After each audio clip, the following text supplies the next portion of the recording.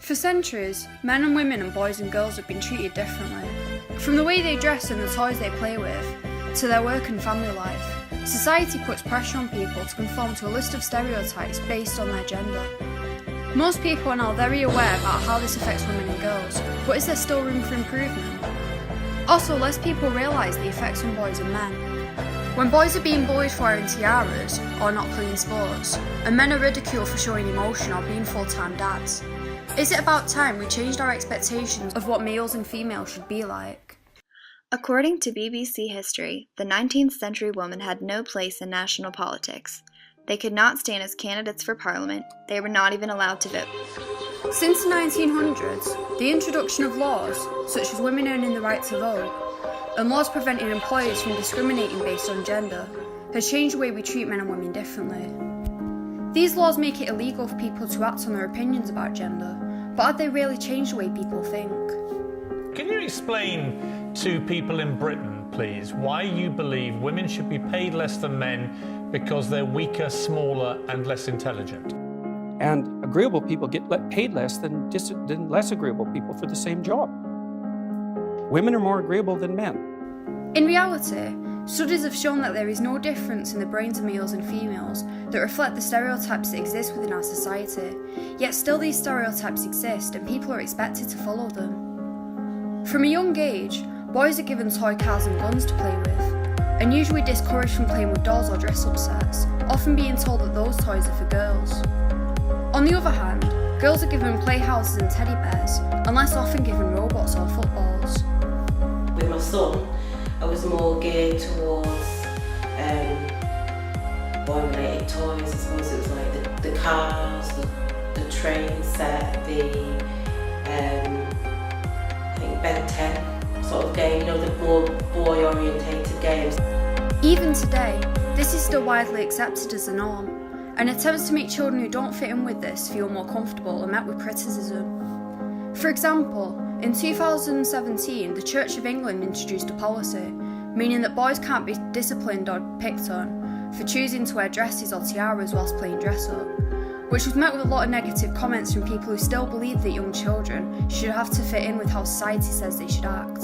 The girls can wear shorts if they want to wear shorts, you know, they can wear clots, trousers. Some of those friends wear trousers to school, they're girls, or they can put the summer dresses on or whatever. So that way I think there's a bit more inclusion now about choice for the kids. Whether that works the same way for the boys though, I can't imagine the boys wanting to go in a skirt. If they did, fair enough, but...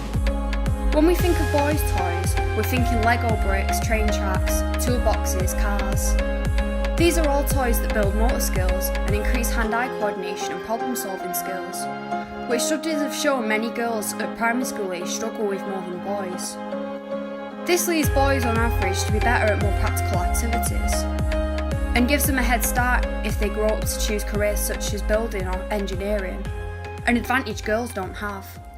Boys are also encouraged more than girls to show an interest in sports, which is a healthy and necessary activity for all kids. But with less opportunities for girls to join teams, attend lessons, or even receive praise and encouragement from their parents, many girls become disinterested.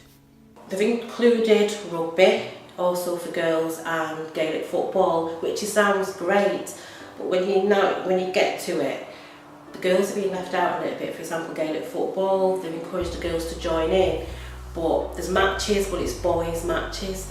So she said, to be honest, she said, Mum, it's very sexist. I don't really want to go because it's just talking about the boys playing, which I'm totally a bit disappointed with that. So that's something that I will be raising with the school. Stereotypes about young boys also mean they're allowed to get away with more than girls, with boys will be boys commonly used as an excuse for boys to fight with each other, disrespect their parents and teachers, or to not pay attention in school.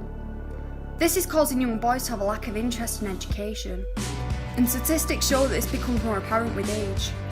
In the UK, girls' grades are 6% higher than that of boys at Key Stage 2, and around 10% higher at GCSE level. Young women are also 36% more likely to apply for university than young men. From a young age, boys are bought toys such as guns and swords, watch violent films and TV programmes, and play violent video games such as Grand Theft Auto and Saints Row, often at ages younger than the rating shown on the packaging. These are marketed at boys and are much less commonly used by girls. This could be having an effect on the crimes they commit as adults, since violence taught through play could be carried into real life by some. In 2016, 355 out of every 100,000 men were in prison, compared with 16 out of every 100,000 women. If there's any chance that changing the activities we encourage boys to be interested in could keep them out of prison in adult life, then surely it's worth a try. We worry more about him as well regarding being influenced by a lot of peer pressure, because boys and groups of boys get a bit of a reputation. I'm not saying that's right, because I think it's unfair sometimes, because you can just be with a group of boys, and people think they're trouble and they're not necessarily. So I'm very wary of that in relation to when he wants to go out. I ask 1,000,001 questions of where he's going, who he's with, what he's doing. You hear all sorts of stories of boys. And with my daughter, when she's asked to go out with her friend, although we are a bit more protective, a bit more strict about times, she's not she's not as influenced that same way as the boys can be. I think girls are looked upon differently, to be honest, as a whole. So like, if she went out with a group of girls, I wouldn't have an issue with that. I'd feel happy that she's with a group of girls going out. I wouldn't be worried about the same things with my son. Even though women on average are more likely to have high grades and degrees than men, they are less likely to be employed, with UK female employment rate at the end of 2017 being 8.9% less than that of men. There are also 29% more women than men working part-time. A likely explanation for this is women quitting work to look after children or do housework, since a third of people still believe a mother should stay at home when they have a child under school age. Stereotypes of masculinity and femininity affect people in adulthood too, with old ideas of men going out to work while women stay home to raise children creeping into modern life. To date, only 29% of fathers take more than 2 weeks off work after the birth of their children, which, as well as meaning the father missing out on precious moments with his newborn child, puts extra stress on the mother who has to look after a baby on her own. There is also a higher percentage of males and females living alone, which is stated on census records to be likely because of divorced fathers living on their own, with their children being raised by the mothers.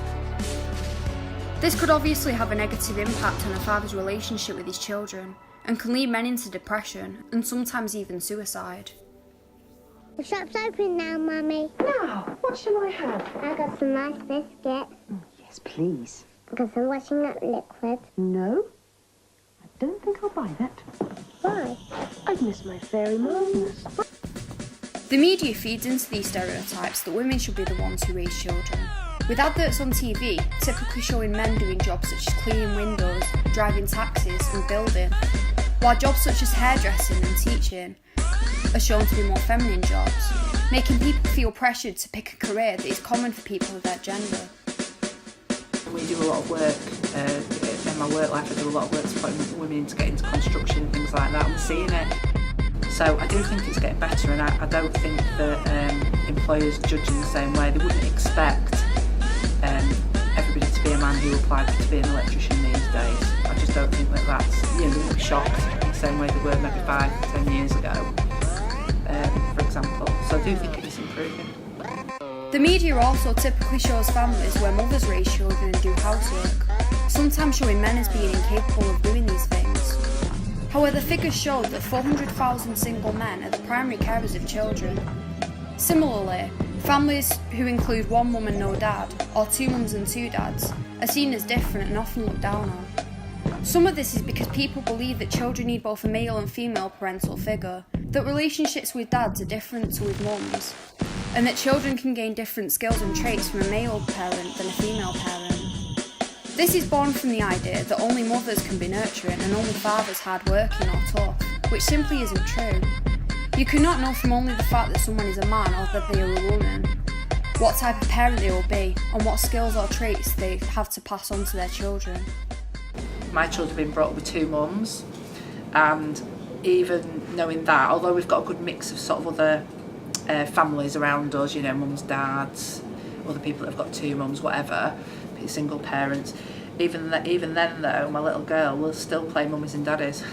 So she's been raised by two mummies, but plays mummies and daddies still from a very early age has always done that. By only making a few changes in the way we treat people based on their gender, such as the toys we encourage them to play with, the way we treat them if they seem to be different, and the way we portray males and females in the media, we could make a huge difference in the way people feel about themselves and their quality of